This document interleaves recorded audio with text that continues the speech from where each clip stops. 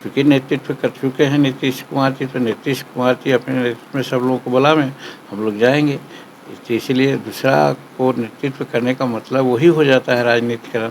अब ये राजनीतिकरण अगर होगा तो फिर हो सकता है कि ये जो हम लोगों का सर्वदलीय बात होती है, इसमें कहीं न कहीं फाँक खा सकता है।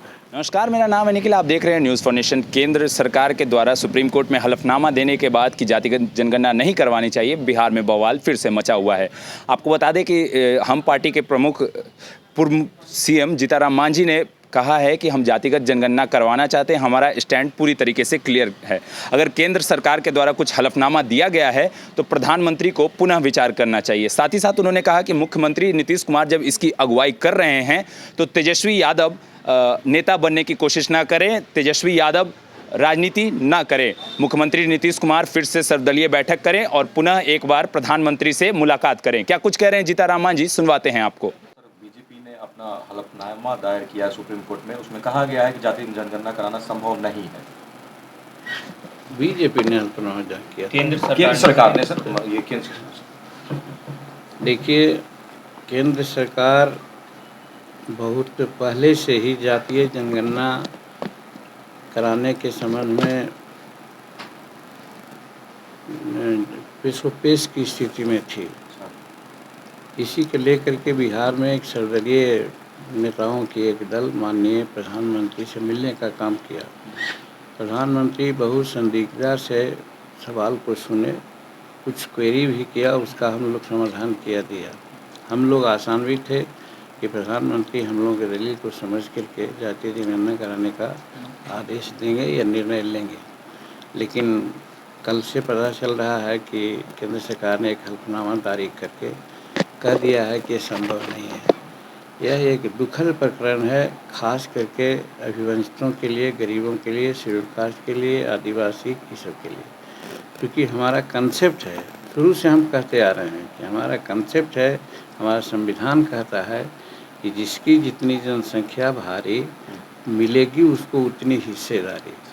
तो जब हिस्सा लेने की बात है, घर में बैठ कर के हम लोग स्वतंत्रता का लाभ ले रहे हैं, आज़ादी का लाभ ले रहे हैं, तो ऐसा तो नहीं होना चाहिए कि जिसकी आबादी कम है वो ज़्यादा ले लाभ और जिसकी ज़्यादा आबादी है वो कुछ नहीं लाभ ले।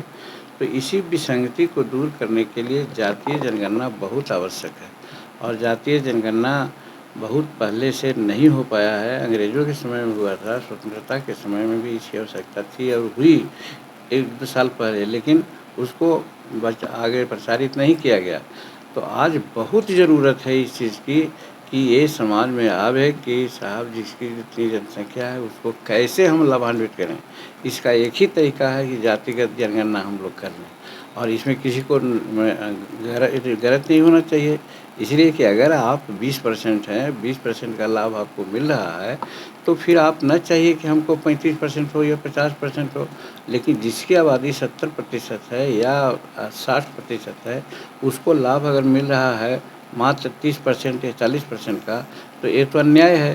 तो इसीलिए हमको अपनी जनसंख्या के आधार पर मिलना चाहिए। उसके लिए अगर संविधान में भी संशोधन करने की बात आवे, चूँकि ऐसा लिखा करा किया हुआ था कि साहब 49% से ज़्यादा आरक्षण नहीं मिलेगी और फिर 10% और बढ़ाया गया अन्य लोगों के लिए, तो 60 हो गया।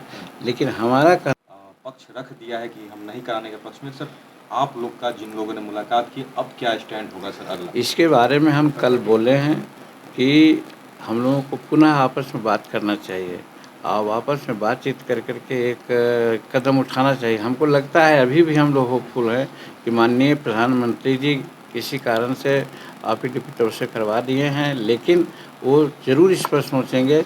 एक बार पुनः हम लोग उनको समय दे सकते हैं कि आप एक बार विचार कीजिए, पुनर्विचार कीजिए और ये कहने के लिए सभी सर्वदल के लोग एक साथ बैठें और एक स्वर से प्रधानमंत्री से अनुरोध करें। माननीय मुख्यमंत्री भी इससे सहमत हैं कि जातीय जनगणना होनी चाहिए और हम समझते हैं कि माननीय मुख्यमंत्री जी सर्वदलीय बैठक बुला लें और बुला करके एक बार हम लोग पुनः प्रधानमंत्री से बात करें, क्योंकि हम समझते हैं कि प्रधानमंत्री जी सारे तथ्यों को अगर ठीक ढंग से समझेंगे, हमको लगता है कुछ समझाया नहीं गया है, इसलिए उन्होंने ऐसा किया है और करवाया है।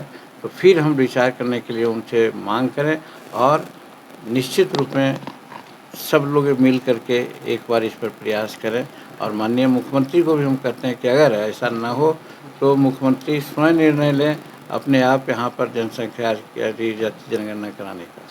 नेतृत्व करने के लिए 33 पार्टी के प्रतिनिधियों को उन्होंने पत्र, जिसमें आप भी शामिल हैं, मुख्यमंत्री भी शामिल है, वो नेतृत्व करने के लिए तैयार हो रहे हैं और पत्र भी लिख दिया है सर इस विषय को गोलबंद करने के लिए। अब देखिए इस संबंध में बात हम नहीं करेंगे, अभी तो हमको मिला नहीं है पत्र, और इसमें एक बार जब माननीय मुख्यमंत्री नीतीश कुमार जी ने नेतृत्व ले लिया है तो दूसरी तरफ दूसरा नेतृत्व लेने का क्या सवाल है। अगर होता है तो इसका मतलब यहीं पर राजनीतिकरण हो जाएगा अगर जातीय जनगणना में, तो फिर ढाक के 3 पत्ते से जैसे हो जाएगी स्थिति। नीतीश कुमार जी नेतृत्व करे वही करना चाहिए, ऑलरेडी वही कर रहे हैं, वही किए हैं, तो फिर दूसरे का नेतृत्व होने का क्या सवाल है। मगर बीजेपी के जो कुछ नेता हैं बिहार के, उन कह रहे हैं कि राजनीति हो रही है वोट के लिए, ये जाति जनगणना की बात कर रहे हैं और वैसे लोग ज़्यादा दिन तक राजनीति नहीं करेंगे जो इसकी मांग कर रहे हैं। देखिए वो मांग कर रहे हैं, उनका अपना दृष्टिकोण है और उस पर अभी विशेष हम नहीं कहना चाहते हैं। है बहुत सी बात कि क्यों बोलते हैं और किसके लिए बोलते हैं, लेकिन हम लोग आज बहुसंख्यक हैं और बहुजन के लिए बात करते हैं। वैसी परिस्थिति में हमको यह स्मरण है, नहीं विश्वास है कि बहुजन की बात को मानते हुए प्रधानमंत्री जी जातीय जनगणना का निर्णय लेंगे। लेकिन जहाँ तक बात करने का है तो चूँकि नेतृत्व कर चुके हैं नीतीश कुमार जी, तो नीतीश कुमार जी अपने नेतृत्व में सब लोगों को बुलावें, हम लोग जाएंगे। तो इसीलिए दूसरा को नेतृत्व करने का मतलब वही हो जाता है राजनीतिकरण। अब ये राजनीतिकरण अगर होगा तो फिर हो सकता है कि ये जो हम लोगों का सर्वदलीय बात होती है इसमें कहीं ना कहीं फांक खा सकता है।